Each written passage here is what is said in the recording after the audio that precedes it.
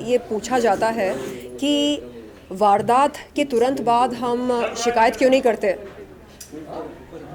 तो उन तमाम लोगों से मैं ये कहना चाहती हूँ कि अगर किसी बड़े नाम के ख़िलाफ़ जाकर शिकायत करनी हो तो हिम्मत और हौसला हम कहाँ से लेकर आएँ।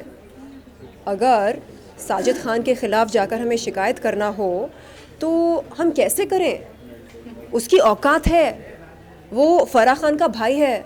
फ़राह खान कौन है? सलमान खान और शाहरुख खान की चहेती है। हम कौन हैं? हम कुछ भी नहीं हैं, आउटसाइडर हैं। तो हम कैसे जाएं? और अगर पुलिस प्रशासन के पास जाकर, पुलिस के पास जाकर हम ये कहें कि सर ऐसा ऐसा है, इसने हमारे साथ गलत किया, अपना प्राइवेट पार्ट निकाल कर दिखाया हमको, तो क्या पुलिस प्रशासन उनके खिलाफ कार्रवाई करेगी? क्या एफआईआर दर्ज करेगी? हम जानना चाहते हैं हमारे ऑप्शंस क्या हैं, हम क्या कर सकते हैं। ये सोचकर कई महिलाएं नहीं जाती हैं पुलिस के पास, कई महिलाएं चुप रहती हैं, ऐसे हादसों को अपने दिल में दफना कर रखती हैं, क्योंकि उनको पता है कि होना तो कुछ नहीं है, क्योंकि नाम बहुत बड़े बड़े हैं और इनके खिलाफ कौन जाएगा। तो आज हिम्मत आई है क्योंकि मेरे साथ ऐसे वकील जुड़े हैं जो इस तरह के व्यवहार और इस तरह की मानसिकता के खिलाफ हैं। वो बोलते हैं कि नहीं, ऐसा नहीं चलेगा, कानून हम सबके लिए है और ये देश कानून और संविधान के अनुसार चलता है, तो कानून के दायरे में रहकर अपनी लड़ाई लड़ो, चुपचाप रहने से कुछ नहीं होने वाला। और जैसे मेंशन किया कि आप चाहते हैं टेलीकास्ट रुक जाए बिग बॉस का, तो कितना सपोर्ट आपको लगता है मिनिस्ट्री की तरफ से मिलेगा, ब्रॉडकास्टिंग मिनिस्ट्री, क्योंकि बड़ा शो है, बहुत ज़्यादा इन्वॉल्वमेंट है पैसों का, तो जी आपको लगता है they will take a step? Shri Anurag Thakur sir से मैं गुजारिश करती हूँ, निवेदन करती हूँ, सर आप प्लीज़ आप पुलिस प्रशासन से कहिए कि वो कार्रवाई करें, साजिद खान के ख़िलाफ़ एफआईआर दर्ज करें, और जब तक साजिद खान को बेदखल नहीं किया जाता बिग बॉस के घर से, तब तक बिग बॉस का टेलीकास्ट कृपया रद्द कर दें। साली भाई, इसके अलावा काफ़ी आर्टिस्ट ने पहले में एलिगेशन लगाया है, लेकिन पुलिस इसके बारे में एक्शन ले रही, काफ़ी टाइम से चल रहा है, मतलब एक्शन, मतलब एलिगेशन भी लग रही है काफ़ी, जी रिएक्शन नहीं आ रहा, पुलिस का क्या रोल है? जी देखिए, ये मेरा निजी अनुभव रहा है पुलिस प्रशासन के साथ। पिछले साल जब मैं गई थी राज कुंद्रा के ख़िलाफ़ यौन शोषण की शिकायत दर्ज कराने, तब पुलिस ने मतलब मेरी कंप्लेंट को स्वीकार किया और जुहू पुलिस स्टेशन ने उस केस को मुंबई क्राइम ब्रांच को ट्रांसफ़र किया, और मुंबई क्राइम ब्रांच ने कुछ दिनों बाद मुझको एक चिट्ठी भेजी और उसमें ये लिखा कि क्योंकि उनको कोई सबूत नहीं मिला इसलिए वो कोई कार्रवाई नहीं कर सकते हैं। तो मैं ये कहना चाह रही हूँ कि क्या मेरा सेलफ़ोन काफ़ी नहीं है? क्या आप मेरे सेलफ़ोन को फॉरेंसिक डिपार्टमेंट के पास भेजकर चेक नहीं करा सकते हैं कि उसमें किस तरह के मैसेज हैं, क्या बातचीत हुई है आरोपी और विक्टिम के बीच में? देखिए, एक्शन अगर लेना हो तो हम ले सकते हैं, बिल्कुल ले सकते हैं, लेकिन अगर लेने की नीयत ना हो तो हम क्या करें, दबाव कैसे डालें? अब मेरे वकील चाह रहे हैं कि वो अदालत का दरवाज़ा खटखटाएं। आईपीसी सेक्शन 156(3) के तहत हम अदालत से ये गुजारिश कर सकते कि वो पुलिस प्रशासन को एफआईआर दर्ज कराने का आदेश दें। तो अब लॉ की समझ आ रही है मुझको, पहले लॉ की समझ नहीं थी। अब मेरे जो वकील हैं वो जुड़ गए हैं मेरे साथ इस मुहिम में। वो कह रहे हैं कि इस तरह की मानसिकता को हमें जड़ से मिटाना चाहिए, क्योंकि ये जो बड़े नाम हैं इन्हें लगता है कि ये अपना मजल पावर, मनी पावर, जो कुछ भी इनके पास है वो इस्तेमाल करके हम विक्टिम्स की आवाज़ को दबा सकते हैं, लेकिन ऐसा नहीं चलेगा। आपके पास अगर मजल पावर है, मनी पावर है, तो हमारे पास सच है। सच परेशान हो सकता है, पराजित नहीं। ऐसे कोई संस्था से बात हुई, वुमेन पर होते हैं वो, उनसे जैसे पायल ने लगाया, जिसके पहले एलिगेशन लगा था, और फिर बहुत सारे आर्टिस्ट ने लगाया, कुछ हुआ नहीं, कोई सी चैरिटी मतलब संस्था से जो है वुमेन के लिए राइट्स के लिए? जी, दिल्ली महिला आयोग की अध्यक्ष स्वाति महिवाल जी, वो हमारे साथ जुड़ी हैं और उन्होंने भी एक पत्र लिखा है केंद्रीय मंत्री श्री अनुराग ठाकुर जी को, ये कहकर कि जल्द से जल्द साजिद खान जो एक आरोपी है, जो मोलेस्टर है, जो सेक्सुअल प्रेडेटर है, उसे बिग बॉस के घर से बेदखल किया जाए।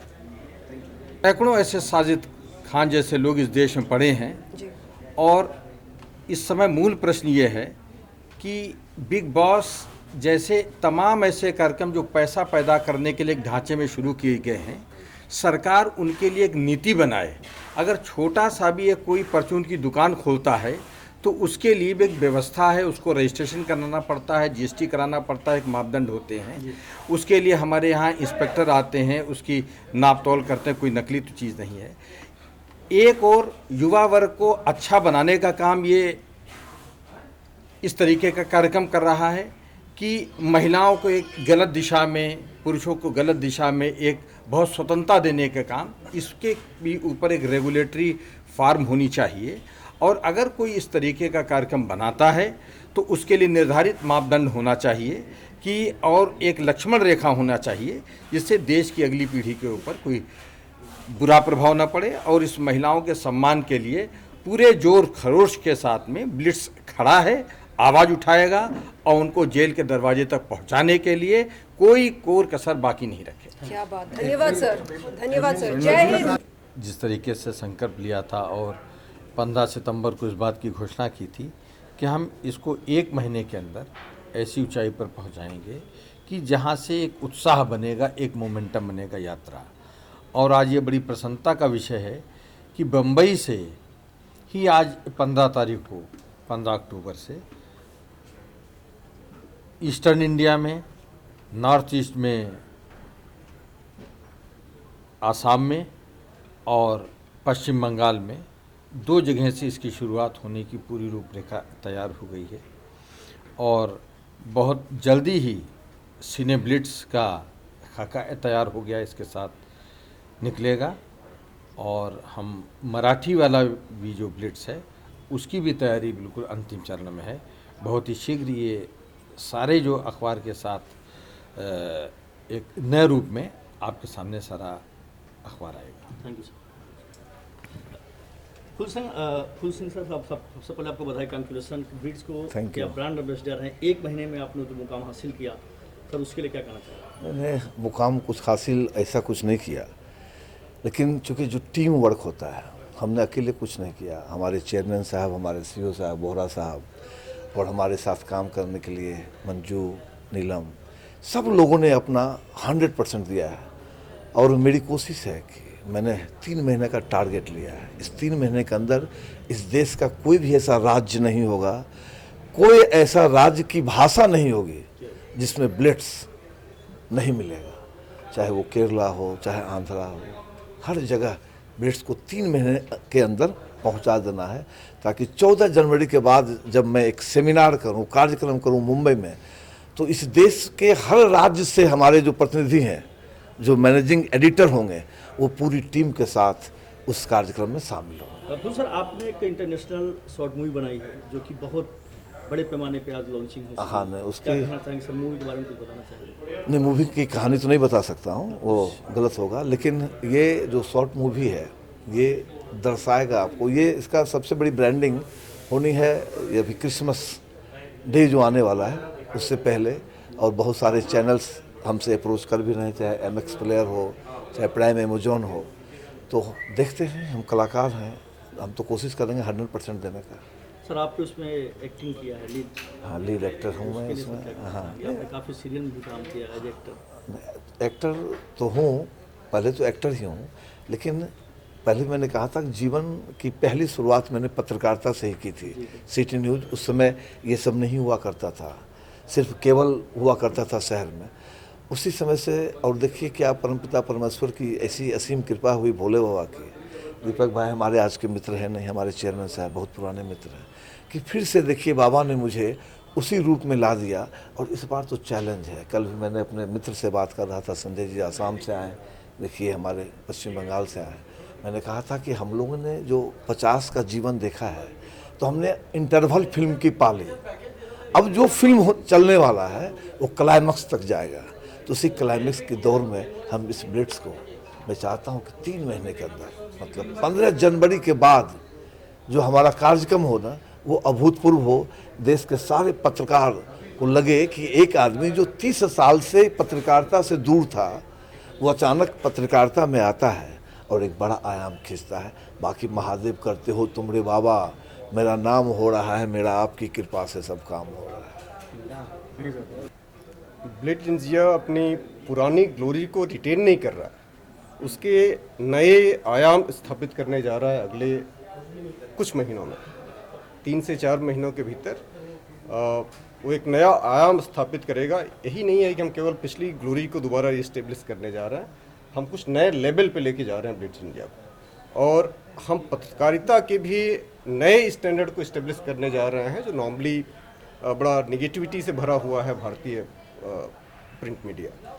बंगाल में आप कौन सा लैंग्वेज में इसको लॉन्च करेंगे? बंगाल में हम इंग्लिश में लॉन्च करने जा रहे हैं पहले, इंग्लिश के बाद उसको बांग्ला में लॉन्च करेंगे। और पश्चिम बंगाल में इसलिए भी ज़रूरत है, वहाँ पे जनता या समाज बड़ा स्ट्रांगली डिवाइडेड है और हम यूनिफिकेशन के और डेवलपमेंट के मैसेज के साथ लॉन्च कर रहे हैं ब्लिट्स इंडिया को। हम केवल पॉलिटिकली अपने को प्रेजेंस को दिखाने के लिए लॉन्च नहीं कर रहे हैं।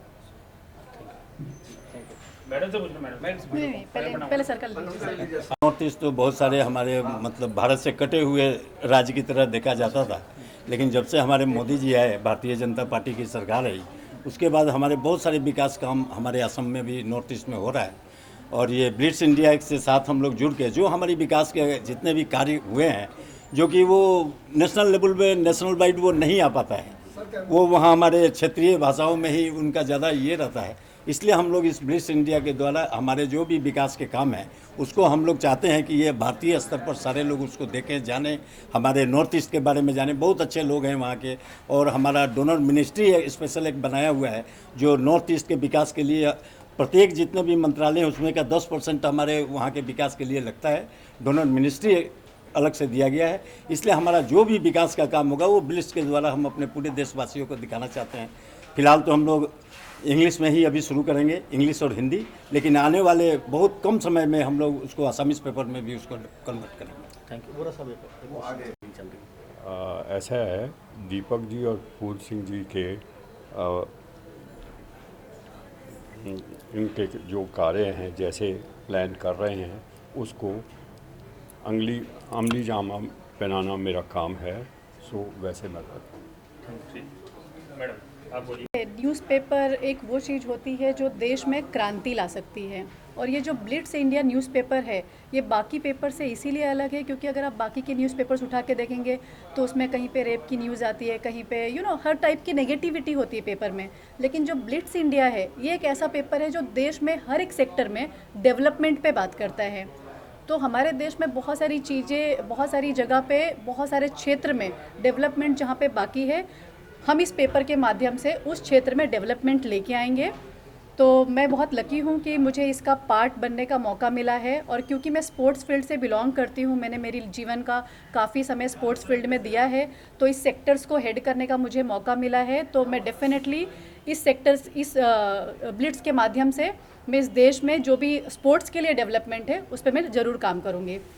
Thank you so much. Judiciary से क्या अपील करना चाहेंगे? इस तरह के मामले आ रहे हैं पूरे कंट्री में, जुडिशरी से और शासन प्रशासन से क्या कहना? जी, लोग पूछते हैं आपने शिकायत क्यों दर्ज नहीं कराई, शिकायत ही दर्ज नहीं कराएंगे तो एफआईआर कैसे दर्ज होगी। उन लोगों से मैं कहना चाहूँगी कि मैं शिकायत दर्ज करने आज के आज पुलिस चौकी जा सकती हूँ, लेकिन क्या पुलिस प्रशासन मुझे ये आश्वासन दे सकता है कि वो कार्रवाई करेंगे, निष्पक्ष होकर वो एक्शन लेंगे? तो मेरा ये निवेदन है पुलिस प्रशासन से कि जब हम पीड़ित महिलाएं आपके पास आएँ तो आप प्लीज़ हमें नज़रअंदाज ना करें, हमारी शिकायत को सीरियस लें और शिकायत के चलते आप एफआईआर दर्ज करें साजिद खान के खिलाफ। लास्टली साजिद के बारे में जब से आपने बोलना खिलाफ शुरू किया, तो क्या लगता है आपको आउट करेंगे कलर्स टीम या जो प्रोडक्शन हाउस है, कोई भी एक्शन ले नहीं रही इस चीज़ को लेकर? देखिए, भारतीय जनता सीने टीवी कामगार संघ है, और मैं उसका अध्यक्ष हूँ।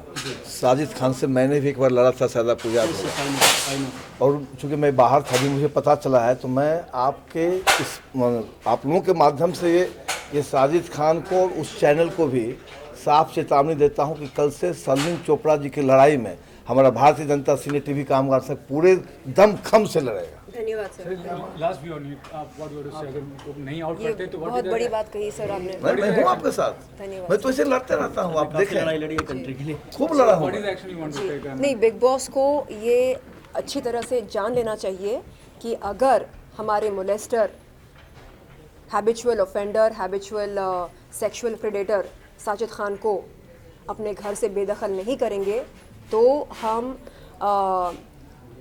हमारे केंद्रीय मंत्री श्री अनुराग ठाकुर सर से ये गुजारिश करेंगे कि बिग बॉस का टेलीकास्ट रद्द कर दिया जाए। ऐसा नहीं चलेगा, ये गुंडागर्दी नहीं चलेगी। हॉलीवुड में जो मीटू एक्यूज्ड थे हार्वे वेनस्टेन, इस समय वो जेल के सलाखों के पीछे बंद हैं, और बॉलीवुड के मीटू एक्यूज्ड साजिद खान क्या कर रहे हैं?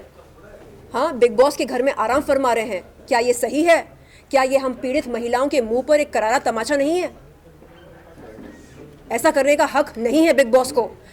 मैं बता रही हूँ, अगर साजिद खान को तुरंत तत्काल बिग बॉस के घर से बेदखल नहीं करेंगे तो हम केंद्रीय मंत्री, minister for broadcasting and information Shri Anurag Thakur sir से गुजारिश करते हैं, अपील करते हैं कि वो बिग बॉस का ब्रॉडकास्ट रद्द कर दें। देखिए, एक सबसे महत्वपूर्ण चीज़ ये है कि जिस घटना को आपने आगे बढ़ाते हुए और भारतीय महिलाओं के सम्मान के लिए जो एक मूवमेंट स्टार्ट किया है, वो ब्लिट्स इंडिया